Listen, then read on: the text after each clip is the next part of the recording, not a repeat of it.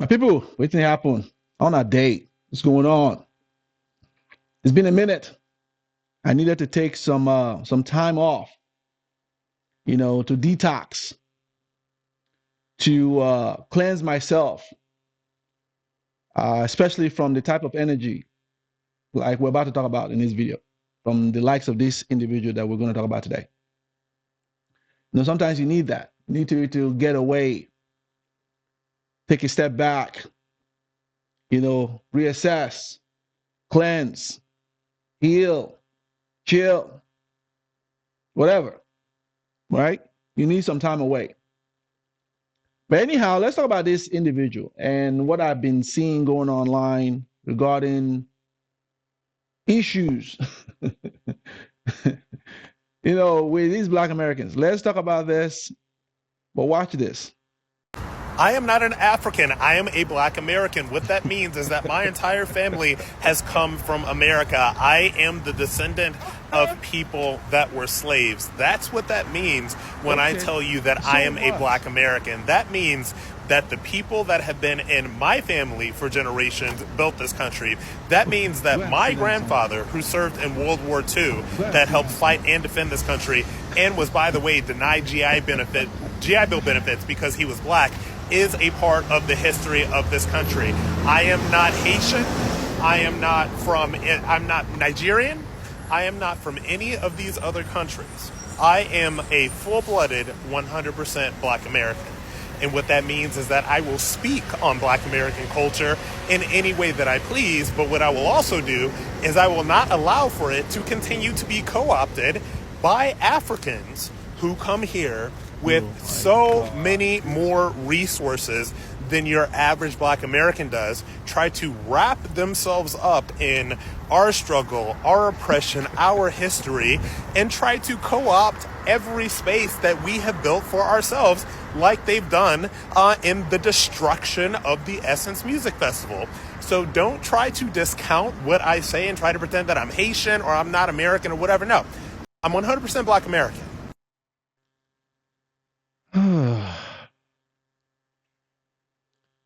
That was exhausting to hear that. Who cares?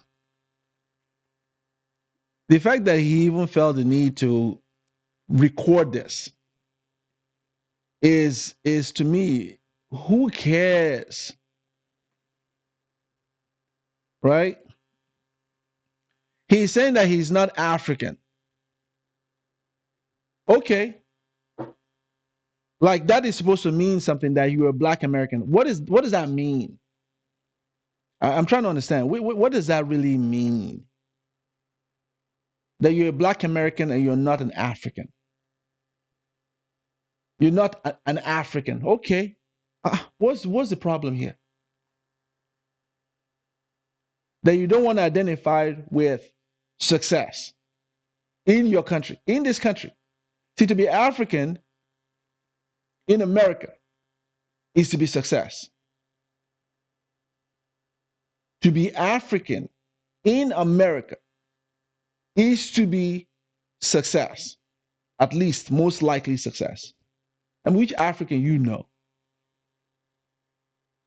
Which African you know is in the welfare office? Which African you know is on government assistance? Which African you know isn't likely to have an education? And he says he's a Black American. He beats his chest.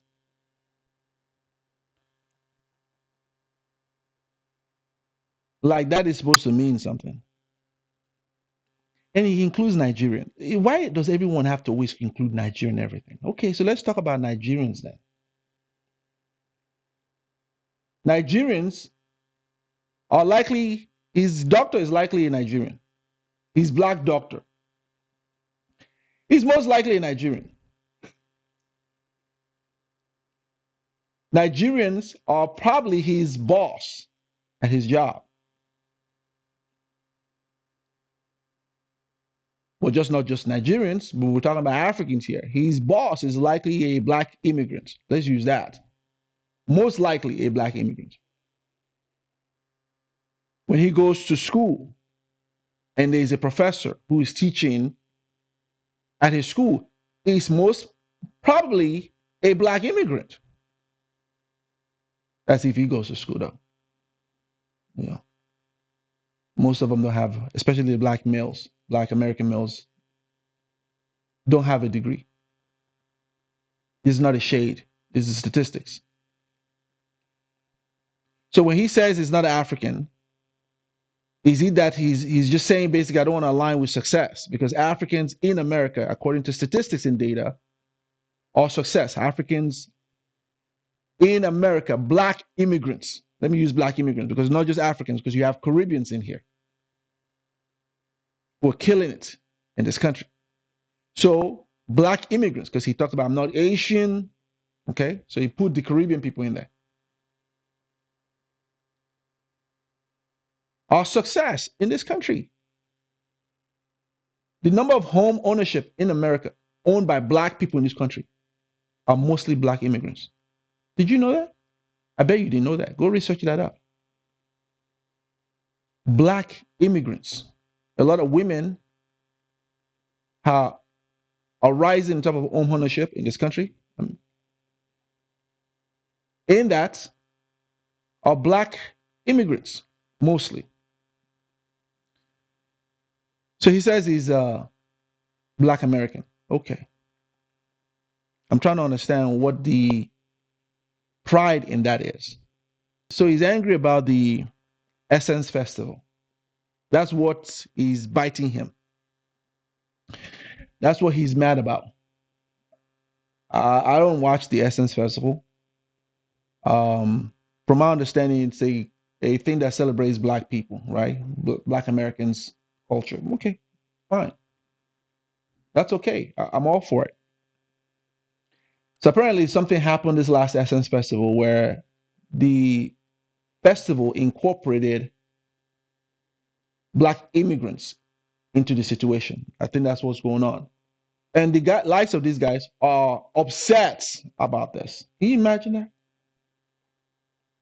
But they weren't upset when Grammys put them into categories. These are outrage you are seeing with the so-called black Americans who are mad that Essence Festival is now involving black immigrants into it. And they all like, oh, this is our culture and all that. When the Grammys put hip hop into its category and began giving hip hop, is that black culture? Is the Grammys black culture? But no, they were okay with that because, they were like, oh, yeah, we're fine with that. Did you see white folks go crazy and say, why are you giving black people and recognizing black people in America in terms of hip hop? You didn't hear none of that. When Grammys also incorporated Afrobeat into its category, did you see white folks go crazy and say, hey, Grammys is our thing? No, man, stop this. Or even the Oscars. They're happy to receive Oscars. Yeah, we're in this. As a matter of fact, they will use that as, oh, we've arrived. When they get an Oscar or they have a Grammy, that is not yours. That is white people. But so because now they've put black immigrants and involved them in the essence, oh my God, here we go. It's the same Essence Festival, I remember. In 2023, there was an uproar because he made a statement that we are co-opting this whole thing. And he's mad and he's going to, I'm going to speak for after black American culture, yada, yada, all of that. In 2023, there was a big uproar where his people, black Americans, were on stage twerking and trashing the whole thing. I wonder where his voice was back then. Is that the culture that he's talking about? Is that the stuff that he's protecting? That he's going to make sure that he defends? The trashing and the whole bad behavior. Because I remember this was 2023. Megan Thee Stallion was on stage making a fool of herself. And it was a huge uproar in 2023. Maybe that's the stuff that he wants us to leave alone. Hey, what's my own? Maybe that's what he's upset about, that we are now co-opting it because we're not letting them do the trash thing that they are used to doing. I beg you, if you're a black immigrant, leave Essence Festival alone. Leave it to them to continue the trash they put on stage. Maybe that's what he's proud about. Or maybe he's proud to be a black American who we see consistently having bad behavior after bad behavior all over the place. I mean, not too long ago, Carnival changed their whole entire policy because of black Americans who have gone on those cruise ships and they've trashed the whole thing. Carnival, I will never travel on Carnival. Never. Because to travel on Carnival is to expect not to have a great vacation. Not unless you're one of the ghetto ones that go there and trash the place. You know, those ones will say, yeah, they had fun, of course. But if you're looking for a very nice, peaceful enjoyment, you go to Carnival. No, I don't go to Carnival. I would spend the extra $200-300. Go on Royal Caribbean.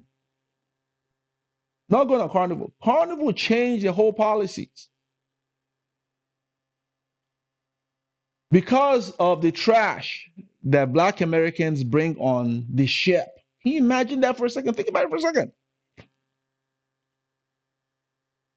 Is that the one he's proud to be associated with? Or is it the staggering statistics that we see with the prisons packed with his people? Is that what he's proud of? Or is it the bad behaviors that we've seen, like in Houston? Remember a festival in Houston last year where they had the Mocha Fest in Houston? If you haven't, go ahead and Google up Mocha Fest that happened in Houston a couple of years ago, where his people out in public were doing the type of thing that I can't mention on this platform. Is that what he wants to be associated with? Sure, please, by all means. No one is going to argue with it. Please take that over there.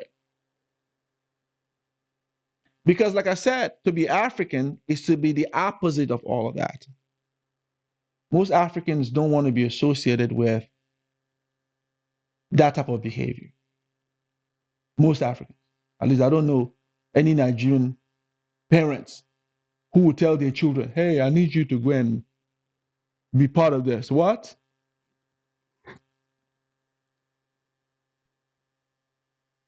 No. So when he's beating his chest that he doesn't want to be African, I beg, no one wants you to be African. We're all good. I'm happy that these ones don't claim African. I am really, because it is a known thing now in the United States, right? Which is what I think is biting him. Is that when Africans come here, Africans are outsmarting and outshining and outplacing a lot of them. So you will find this rhetoric. I hate to put it to him that a ship has left the dock.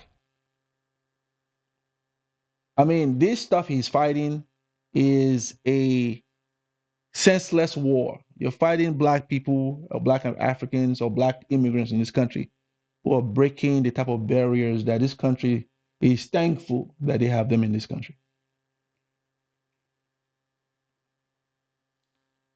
Like I said, his doctor is probably mostly Nigerian.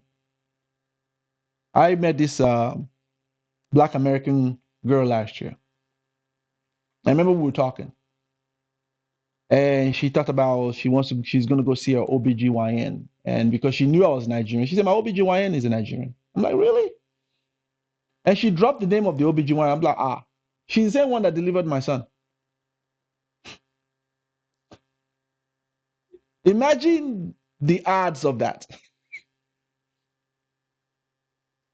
Her OBGYN is the same one that delivered Caleb, a Nigerian woman. Think about the odds of that, which is why I said his doctor is most likely Nigerian. Maybe that's why he was probably was biting him. Imagine out of every black ethnic group in the country that I ran into this person, right? Who OBGYN is a person that I know and is a Nigerian in this country.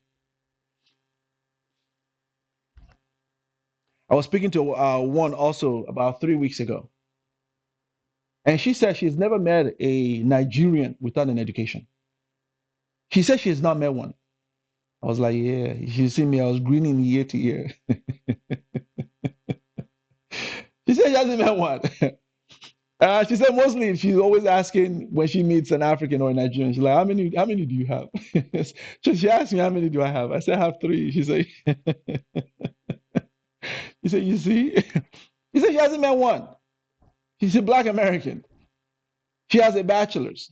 Kudos to her. She hasn't met one. See, and she tells me, but her own people, she's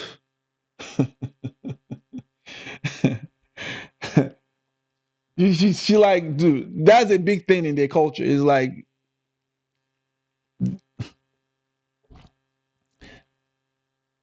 so to be African in America is to be success. I am proud to be an African. I am proud to be a Nigerian. I am proud to be in this country breaking the type of barrier that pisses the likes of these guys off. And I'm happy to do it. I'm happy to do it. You know, there's that thing about when you have culture. See, the thing with them is they don't have culture. That's the problem. When you come from a culture, a background with culture, it guides your path in life. The culture that we come with, whether you're from Africa, whether you're from the Caribbean, because the same thing with the Caribbeans. Caribbeans come up here and they work their butt off to be something in this country. The Essence Festival that he's talking about, I think once upon a time, a couple of years ago, it was a Caribbean woman or Ethiopian woman, one of that was the president of that whole organization. But it's because of our culture. We come with such strong culture that guides our path, that gets passed on from generation to generation, that gets passed on. Like I'm passing on to my kids, like my parents pass it on to me, like their parents pass it on to them. So it continues that whole line of success. And part of it is that you have to get your education. Forget that whole thing. Forget that thing. You have to get your education. Forget it.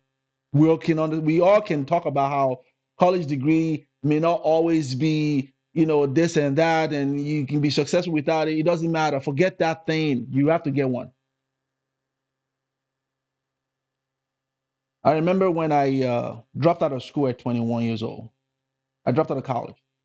Man, that thing vexed my parents.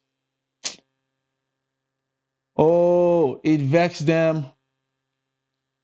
And Nigerian community is brutal when it comes to making you feel small, right? Making you feel small when you don't have your shit together. Man, our community is brutal, man. Nigerian community, wow.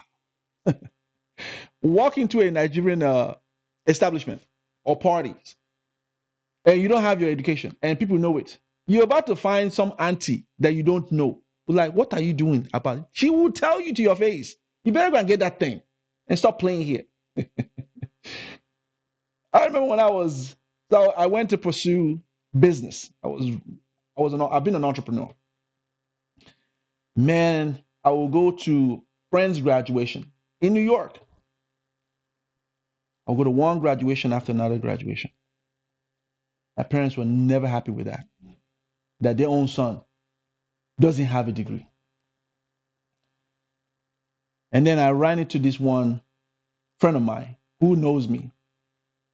And he and I went to this graduation. He was like, listen, you better go and get your own. When are you going to get yours? Man, that thing vexed me, man. I was so pissed. That thing vexed my stomach. When he said he was telling me the truth. That is our culture. Our culture doesn't play with this. He says, when are you going to go get yours? You keep going to other people's graduation. When are you going to get yours? Man, vex me. I was like, just leave me alone. But then I ended up finally going back to school because it's our culture to earn the degrees that I've earned today. You don't go to the Nigerian community and brag about your degree. Eh? You see, this one I'm telling you that I went to school and I have 3 degrees. Go to the Nigerian community and tell them you have 3 degrees. They were like, I better go and see that. This one has 5. That's not something you're going to brag about because the expectation is that we all should have one. We all have one. In this community, you'd be lucky if you found one person in there with one. Because our culture guides us to this thing. Our culture doesn't promote you going to jail and prison. That's a shame. That's a shame that if your family member or family members hear that you went to prison, you're about to have a family intervention. What were you doing in there? What you did what? Your auntie and your mother and your father will sit down with you like, you did what? Big song. When the police asked you a question and you said what? They're about to give you the type of lesson. They'll tell you, shut up. That's our culture. Our culture is not about to excuse you behaving the type of way we've seen on the Caribbean cruise. What? When was the last time you saw a bunch of Africans gathered together and they were unruly? Where? Tell me, where? Where? Not in your life.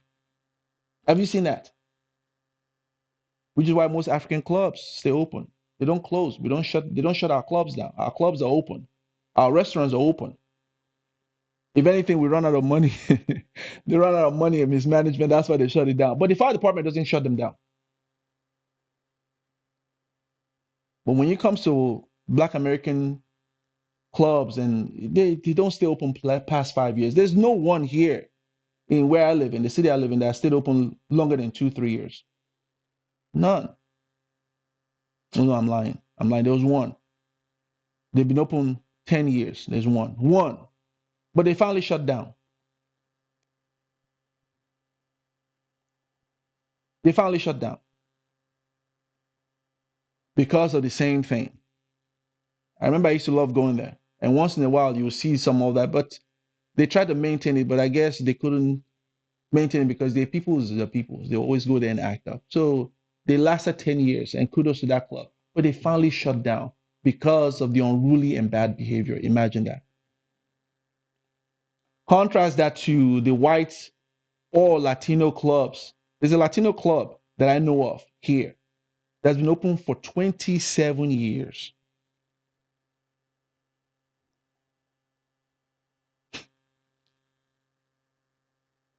So when he's bragging about that, I'm trying to understand what he's bragging about.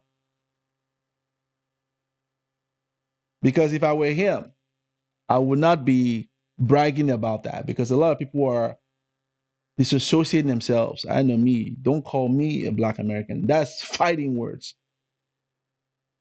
I'm an African. Proud to be. Because I know that that comes with success. I know that when I tell people and I associate people and I relate to people here in this country, there's a certain ease and comfort they have knowing that I am not the typical Black American they know here. They just know that. The encounter I have with police officers are vastly different from what most of them will have. So listen, I'm not here to spite all Black Americans, because some of them are good, decent people who I'm sure are embarrassed at the inappropriate behavior of most of their people. I know that. So those are good ones. But we know that a vast majority of them bring a lot of shame to their culture. So it's not something to brag and beat your chest with. And the vast majority of Africans bring pride, success to their culture. And that's something I'm proud about. So anyway, thank you all for watching. Leave me a comment, like the video, share the content. I'll see you all next time. Bye-bye.